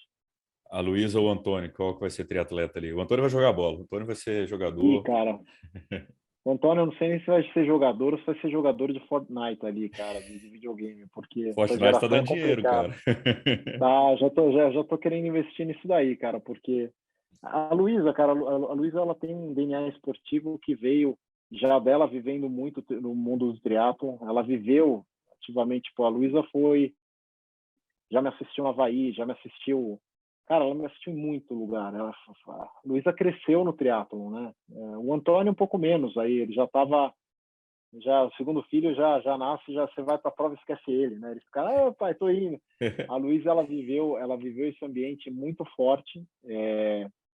Ela pôde viver nos Estados Unidos uma experiência que foi maravilhosa, que ela e aí vem um pouco do DNA, né, do americano. Ela foi selecionada com 5 anos para o running team, para o time de corrida do colégio dela. Ela estava passando do kindergarten para a primeira série. Ela chegou em casa dizendo que ela tinha um treino. Eu falei, cara, que isso? Eu olhei para a Cláudia e falei, tá errado, cara, como assim um treino? Foi na escola perguntar. Ele falou, não, a gente detectou um talento nela para correr. Eu falei, cara, deixei, né? E ela foi se desenvolvendo. E a experiência que ela teve, um dia teve uma corrida, história engraçada, cara, tem uma corrida de pais e filhos. E ela chegou em casa e falou, pai, a gente precisa ir fazer a corrida de pais e filhos. Tá bom, filha, quando? Daqui a uma semana, pai, vai com o teu uniforme de race, ela falou, de corrida, que a gente tem que ganhar, pai. Você não pode perder. Você ganha suas... Essa eu não posso perder. Cara, foi a experiência mais mágica para mim, a gente correndo junto, ela com 5 para 6 anos, 2 quilômetros, que eram as voltas no campo que tinham lá, se matando. Ela acho que correu mais rápido que eu, foi difícil, cara, que ela queria ganhar de qualquer jeito um bendito de um colar ali com um pezinho de corrida. E aí, cara, começou essa história de medalha, né? Ela ganhava medalha, o irmão via que ela ganhou, e agora hoje é uma festa, né? Eu não tenho mais medalha, porque toda medalha que chega eles querem, ou querem ir para alguma competição ganhar medalha. Eles têm isso na cabeça deles, né? Então, acho que isso eu tenho muito orgulho de ter trazido neles, né? A questão do treino, da recompensa, de que você tem que correr atrás de um objetivo, independente da escolha deles ali na frente, né? Eu não forço zero para ser o triatlon, eu dou uma liberdade grande para eles de escolha, mas eu espero que eles levem isso do esporte, né? A sensação de ter que se esforçar, de ter que se comprometer, de ter um propósito e de ter casca, porque para aguentar o esporte você tem que ter casca, cara, porque ele vai várias vezes te falar para, e você vai ter que lutar contra isso. Vocês ganharam essa prova do Pais e Filhos aí? Ganhamos. Não tinha outra. Você não tinha plano B, era isso? Não tinha plano B. E ela olhava para trás, tinha amiga dela que ela sabia que o pai corria também. Não, pai, aquele ali, ela falou, papai, aquele ali não pode nem chegar perto, tá, pai? Ganhar é com a gente. Mas ela guardou essa experiência, ela me comenta até hoje. E também outra experiência que eles tiveram numa prova em Malibu, né, que é da onde surgiu o Super League, o Malibu Triathlon. Teve uma corrida que eles chamavam de Tot Trot, que era uma corrida de 100 metros, cara. E aí ela tacou uma faixinha na cabeça, tipo Rambo, assim. Foi para a linha de largada, já se empurrava na linha de largada, igual a gente se empurra, ela já 6 anos ali se cutucando. Eu olhei para a Cláudia e falei, cara, a gente criou um monstrinho, olha ali, cara. E ela ganhou a bendita corrida do Tot Trot ali, cara, deu 100 metros, foi trupicando, caiu no final, levantou, se jogou. O negócio era o DNA, é meio complicado ali, viu, cara? Essa aí vai ser competitiva pra caramba, vai querer perder nem para o ímpar, né? Já tá assim, cara. E você falou, cara, que esporte tem muita história. Bom, eu já conheço algumas histórias suas. Se a gente fosse falar só das tuas histórias, primeiro que dá um livro ou dá uns 5 episódios do podcast, né, cara? Porque só de acidente de bike, enfim, você tem as histórias trágicas. Mas uma história que eu não canso de ouvir sua, e eu vou pedir para você contar essa aí para a galera que não ouviu, é a da tua viagem, quando você foi competir no final de semana nos Estados Unidos e voltou, bate e volta, para competir. Putz, essa é demais. Essa história é muito legal. A de Malibu? Foi a que você saiu na sexta-feira do mercado do trabalho para chegar.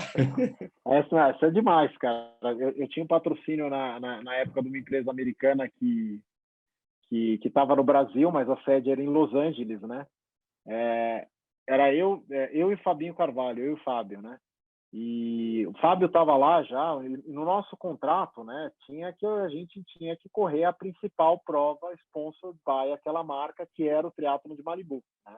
Que era um dos mais tradicionais e tal. Eu falei, cara, aí eu tinha acabado de sair de um banco e ir para outro, eu não tinha férias para tirar, né? E tava naquela fase ainda de namoro, de conhecimento ali do outro banco. Eu falei, cara, como que eu vou pedir férias para fazer? Não tem, né? Eu falei para Cláudia, para minha esposa, na época ela ainda era era minha noiva, a gente ainda não tinha nem casado. Eu falei, pô, Cláudia, o que eu faço? Ela falou, cara, pega um avião e vai. Eu falei, não, como assim? Não, vai, cara. Eu falei, não existe isso. Cara, começamos a ver voo, descobrimos que tinha um voo que saía de Guarulhos às 11 horas da noite, fazia uma conexão naquela época não tinha voo direto para Los Angeles, tinha que fazer conexão, né?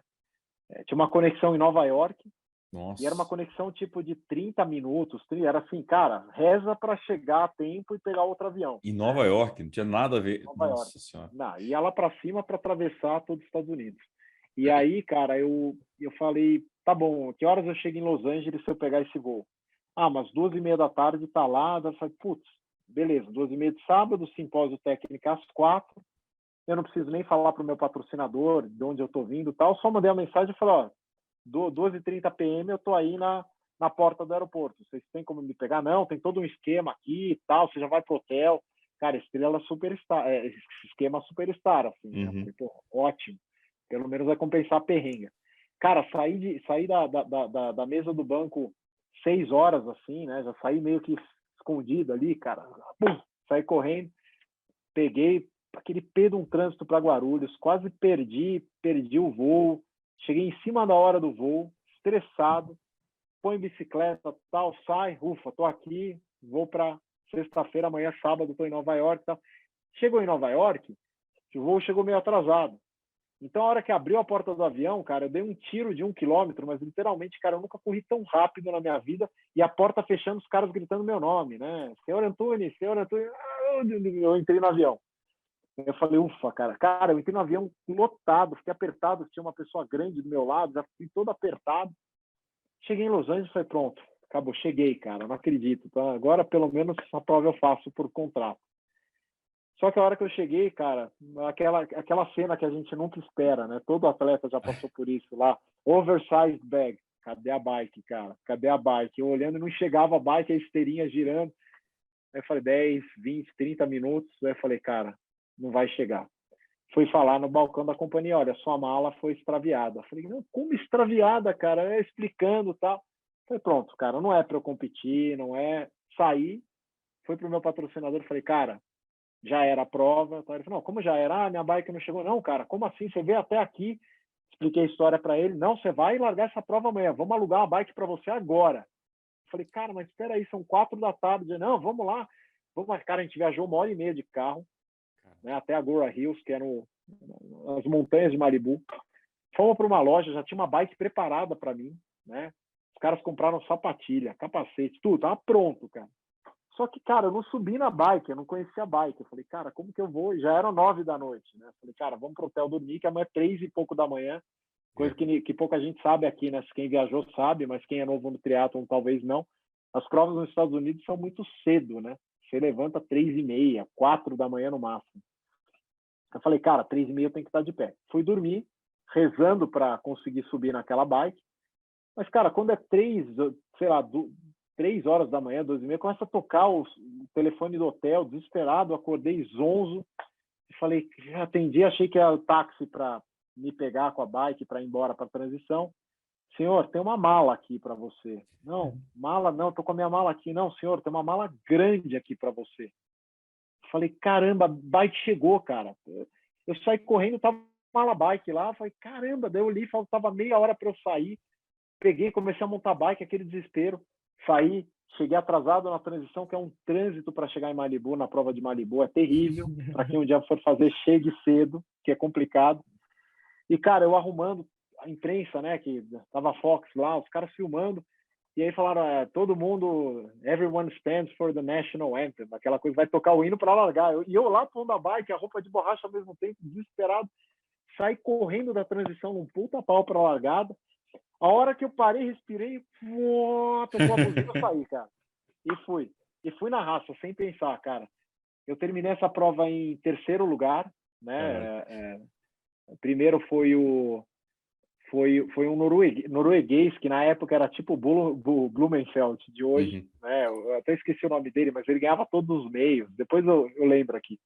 Segundo, Fabinho, e em terceiro eu, né? E todo mundo chegando ali junto, quase sprintando. Foi legal pra caramba a prova, né? E eu, Fabinho, chegamos literalmente sprintando. Foi legal porque a TV tava junto, Two Brazilians e tal, e eu lá, cara, mas eu vim do Brasil agora, né? Tudo torto. Só que acabou a prova, cara. Era domingo, meio-dia. Eu falei, caramba, cara, eu preciso voar pro hotel, porque meu voo sai daqui a pouco, que eu tenho que estar amanhã trabalhando. Eu tinha que estar no Brasil no dia seguinte. Voltei pro hotel pedalando. né? Acho que se o Fabinho assistir aqui o podcast, talvez ele lembre que ele passou de carro de lado, eu estava voltando pedalando mais uns 15 quilômetros para o hotel.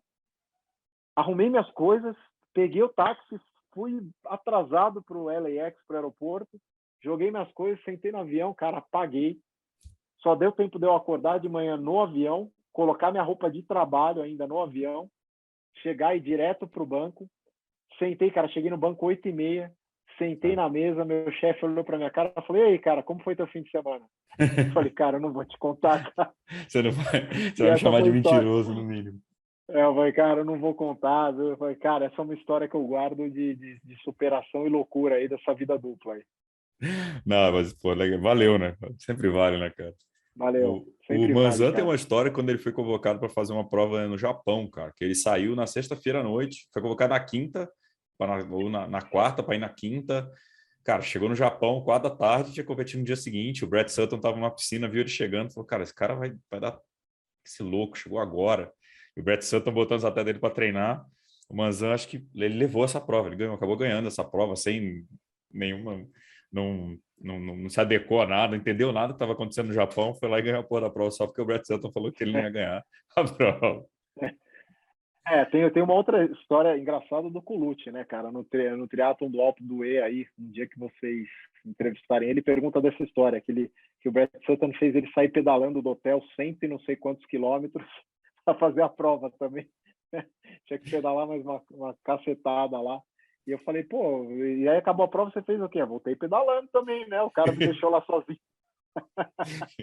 Tudo doido.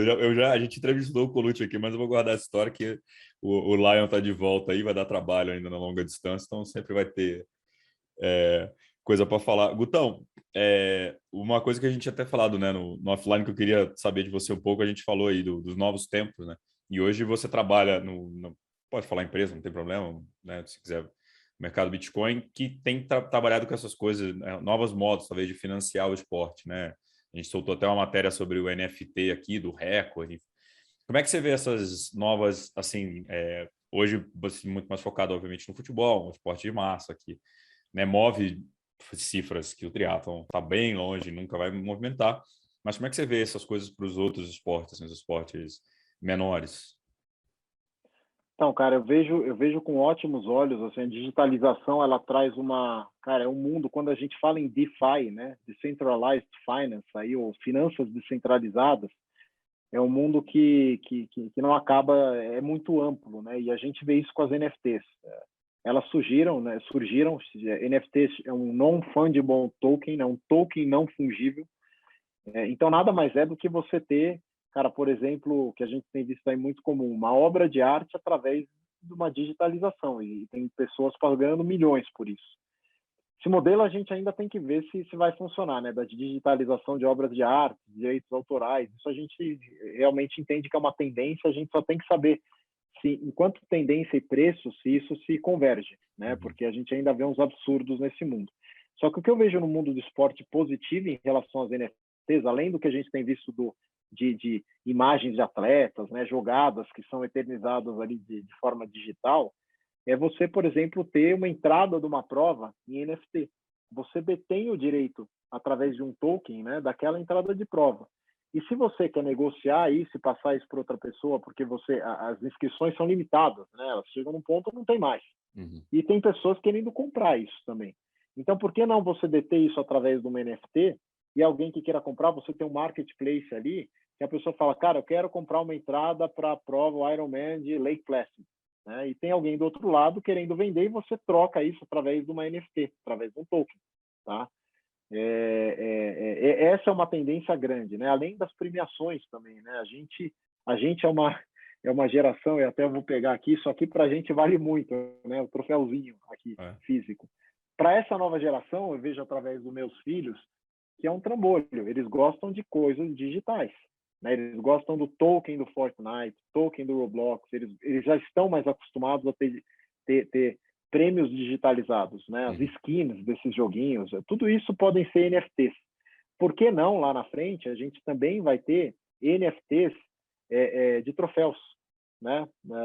Por exemplo, eu quero comprar, sei lá, o o Ian Frodeno ganhou uma medalha olímpica que tem um NFT dela. Cara, eu quero ter isso, né? Eu quero ter aquela medalha olímpica, eu quero ter a posse disso através de um NFT. Eu pago e falo, mostro que aquilo no meu celular, que aquilo é meu. Para a gente talvez seja, pô, mas coisa sem graça, né? Eu gosto do físico. Mas para essa nova geração já é muito forte essa questão do digital, né? A gente vê isso também, está muito mais próximo da gente que a gente pensa, Gabriel. A gente já está no que a gente é muito além de NFT, tem o metaverso que está se falando agora, né? Até o Facebook mudou o nome dele para Meta por causa do metaverso. O que é o metaverso, cara? É você interagir com pessoas através de ambientes virtuais em que você pode ter trocas dentro desse ambiente, né? Então, por exemplo, a gente já vive no metaverso. Eu, você, no Zwift, no Ruve, são metaversos. Eu combino com você. Gabriel, vamos pedalar? Vamos. Aonde? No Zwift. Cara, a gente não está mais indo para a rua, a gente está indo para um metaverso, se encontrar, e eu posso, nesse metaverso, falar para você, Gabriel, ó, eu tenho uma bike melhor que a tua, cara. Pô, mas o que ela faz? Ah, ela escala mais rápido aqui o Everest, do Zira. Cara, eu quero que você eu quero essa tua bike. Quanto custa? Né? E isso é um NFT, é teu. Você vai lá, através do Swift, e fala, cara, estou te pagando aqui em tokens para você me vender essa bike. Isso vai acontecer invariavelmente nesse mundo virtual que a gente tem de e-cycling, tá? É só uma questão de tempo agora e de criar valor, né, para essas skins que a gente tem lá, para essas bikes, para essas rodas virtuais, para essas coisas virarem NFTs e começar a acontecer a troca no mundo, tá? Você falando agora, eu pensei, tipo, sei lá, no Zwift lançou a bike nova da Trek, que a gente fez até o review semana passada. Fala, cara, para ter o skin novo da bike da Trek vale X dólares ou X bitcoins, X não sei o que, e você pode comprar e você vai ter antes de todo mundo, por exemplo. É uma... Tá aí, né? Tá aí essa É uma monetização. realidade, tá? Não, é uma realidade. A monetização em cima dos games é fato. A gente vê isso eu vejo com meus filhos, né? Assim, não é mais pai, me dá uma mesada.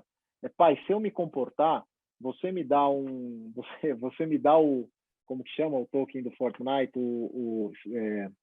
acabou de fugir aqui, Gabriel, é o V-Bucks. Você me dá o V-Bucks. Aí você fala, cara, e assim, você dá o V-Bucks, o moleque fica louco que tá com o V-Bucks. Ele não quer mais mesada, cara. O que você quer para o Papai Noel? Né? O que você quer pedir para o Papai Noel? Vou escrever uma cartinha que eu quero V-Bucks. Cara, ferrou. Como que o Papai Noel vai trazer V-Bucks? Então, assim, tem todo esse contexto digital que para eles é mais importante que para nossa geração, cara. Facilitou a vida do Papai Noel agora, né? Não precisa viajar tanto, pode comprar tudo virtual agora. Né? Não precisa ir deixar empilhado por Fica mais telhado. fácil, cara. Fica mais fácil a nossa vida também. Mas como você vê esse modelo para o atleta também, final?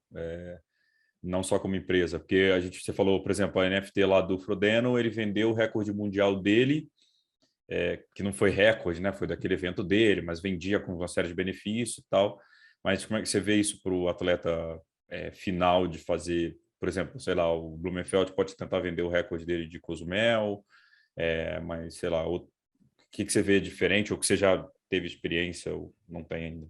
Olha, eu tenho minhas dúvidas. Assim, eu tenho visto muito NFT de música. NFT de música é de direito autoral da música, né? De você ter ali NFT daquela partitura que foi escrita. Isso acontece muito e está cada vez mais em voga. No esporte tem NFT de momentos mesmo. Assim, uma tendência tem muita gente comprando momentos dos atletas, né? Então, NFT do Pelé, comprando um momento do Pelé, NFT do Maradona também, parece que tá para surgir aí no mercado também. No triatlon, eu ainda não consigo ver se... É assim, cara, primeiro que a gente tem que ver o hábito das pessoas. É muito difícil, porque assim, qual vai ser o hábito do triatleta ao olhar isso, né? Mudar hábitos é a coisa mais difícil que existe. Como que a gente, assim, como triatletas, vai falar, cara, é mais legal ter uma NFT do recorde do Blumenfeld ali, né? Do que ter, sei lá, de repente uma coisa física que o Blumenfeld me deu. Eu acho difícil ainda, eu não consigo visualizar. Tá? É difícil ainda. Nesse primeiro momento, eu vejo sim algum interesse por NFT de momentos desses atletas, mas muito mais por tendência mundial nas outras modalidades do que ser um hábito, um comportamento que vai ser recorrente aí nos próximos anos. Não, legal que você falou do ingresso, cara. Do ingresso eu não tinha pensado. Isso é interessante mesmo. Você fazer e vai para um ambiente que é regulado e o organizador de prova vendeu aquele NFT, está vendido aquele NFT. Então, ele só quer saber no dia tal quem é o portador do NFT para... É um pouco Isso. como pagar E é dividendos, né, de ação. Quem está com a ação até o dia QR tal... Code ali. Isso. Você troca por o QR Code aqui é meu, esse NFT é meu, eu passo ali no aparelho dele. E isso acaba o problema de vários esportes, né? Acaba o problema dos cambistas nos outros esportes. Acabou aquela coisa de se preciso comprar ingresso aonde eu vou. O que é fidedigno? Cara, existe um marketplace aqui que você troca a posse desse ingresso. E tem gente que não vai querer nem vender o ingresso, que vai querer ter NFT do ingresso para mostrar que tem aquele, teve a posse daquilo ali para participar, né? Então, tudo isso reflete bastante o que a gente vai viver, né? Oferta, demanda e qual o valor que a gente vai dar para aquilo. E o valor quem dá é o nosso comportamento, cara. Vai demorar para a gente definir isso ainda, tá? Não, legal, legal ouvir isso aí. Acho que dá um papo só disso, né? No futuro, acho que quando essas coisas estiverem um pouquinho mais... A gente tiver mais ideia de como isso pode afetar o triatlo, a gente fazer um papo só disso aí para explicar esse caso. Gutão, já na reta final aqui, que sabia que o papo com você nunca não ia ser curto, que daria para a gente fazer mais umas 3 horas aqui. Eu gosto de deixar para o final sempre uma pergunta mais filosófica, né? Qual que é o teu sonho hoje, cara? Seja dentro, fora do esporte, enfim. Cara, eu não sonho mais, eu tento realizar. Cara, se eu te falar que eu não tenho sonho, é mentira, porque o atleta que não tem sonho não é mais atleta, né? A gente sempre sonha com o que a gente tem que ter. E eu escuto muito isso, eu faço até hoje um trabalho psicológico focado, né? Eu acho que todo atleta tem que fazer, porque é muito difícil você separar esses dois mundos, do que você é e do que as pessoas veem em você, né? E ele fala o seguinte, cara, o que você conquistou, você já tem. E eu respondo sempre a seguinte frase: eu não tenho tudo que eu sonho, né? Então, é isso que me faz acordar todo dia ainda e treinar aos 43 anos de idade, cara. E eu não me importo com o que pensam, né? Eu já escutei diversas vezes que, mas você vai parar quando? Ih, já envelheceu, já não sei o quê. Cara, meu maior prazer é quando eu estou em forma, quando eu estou bem, eu sei disso, né? Eu sei quando é o momento, ir para uma prova e mostrar o que eu sei fazer, né? De melhor, que é vencer, cara. Independente da situação, vencer no físico, ou como foi ontem, aí vencer que foi, eu preciso chegar, cara, que eu estava me arrastando. A vitória pessoal é a coisa que me arrasta todo dia. E o meu grande sonho é ainda ver o triatlon crescer aqui com a minha ajuda, de alguma forma, né? Seja com esse exemplo, seja com essas conversas que a gente tem aqui. É uma modalidade que eu amo, eu faço isso por amor, né? A alta performance está na minha vida, isso é minha vida, é meu amor, e eu quero poder passar isso de alguma forma para essas gerações que estão chegando e que pensam tanto no ter, no eu tenho que fazer, eu tenho que mostrar quem eu sou. Cara, faz a modalidade que ela já é maravilhosa. Se eu conseguir passar um pouco do amor que eu tive ao longo dessa vida no triatlon para quem está vindo aí, isso vai ser o meu maior troféu aí nesses 22 anos aí que a gente tem aí. Ano que vem, qual é? Como é que tá a temporada ano que vem? Já montou ou não? Calendário? Cara, eu tô começando a montar. Na verdade, eu vou tirar uns dias aí para descansar corpo e mente. Uhum. Apesar de não ser um ano com muitas provas, eu fiz muito treino esse ano, sempre me preparando para quando pudesse ter prova. E eu acho que assim o que mais me cansou ali, para ser bem sincero, foi a última travessia que eu fiz aí do canal de Ilhabela, que eu não estava treinado para isso, foi uma promessa para minha filha, que ela pediu, pelo amor de Deus, papai, eu quero que você coma, eu quero que você atravesse e que você não seja comido por nenhum tubarão. Então, eu prometi isso para ela e eu acho que essa brincadeira me custou um pouco caro aí no final da temporada, eu fiquei cansado. E agora é pôr um pouco a cabeça no lugar, a mente no lugar, rever também treinamento, estratégia para o ano que vem. Eu não sou mais um atleta novo, né, de idade, eu tenho que respeitar meu corpo, mas a vontade de vencer é a mesma, cara. E eu tenho certeza que essa vontade ainda está na alta performance. Você tá com focar agora? Não, Focar é um grande amigo, eu estou direto com ele. Eu estou com o Alexandre Blais, Ah, tá com o Vlad. com o Marcelo Semeati. Mas a gente está avaliando aí algumas novidades para o ano que vem. Focar é o cara que eu fico alugando aí, é um amigo de longa data. sócio do Marcelo Ortiz, que foi meu técnico por um tempo também, que eu adoro também, é um cara maravilhoso, aí, um dos melhores treinadores que tem no triatlo. Mas o focar a nossa brincadeira aí depois a gente fala em outra história, mas é ir para Ilhabela e ver quem deixa o outro sobrar no mountain bike. É que eu vi com você com ele nos últimos dias, então foi isso. Ficaram brincando de fazer o outro sobrar. Essa é a culpa dele, tá? Eu não andava de mountain bike, ele fez eu ter uma mountain bike, eu andar de mountain bike e é um exímio mountain biker aqui, tá, cara? Eu tomo o pau dele toda vez, então por isso que eu tô brincando aqui. Então, meu velho, obrigado demais aí por ter aceitado. A gente estava, né, estamos dois enrolados, né, para marcar essa nossa conversa. Mas, cara, você já sabe que você era de casa, sempre é de casa, no Jogo Justo, nas resenhas, no Mundo Tri, sabe que aqui sempre porta aberta para você. Tem muita coisa aí também, com algumas ideias que eu te conto depois offline, aí, porque a galera vai ficar sabendo só depois. Mas, cara, porta sempre aberta, o Mundo Tri sempre foi tua casa, então continua sendo, sabe? Que aqui você tem a chave aqui, pode entrar a hora que quiser.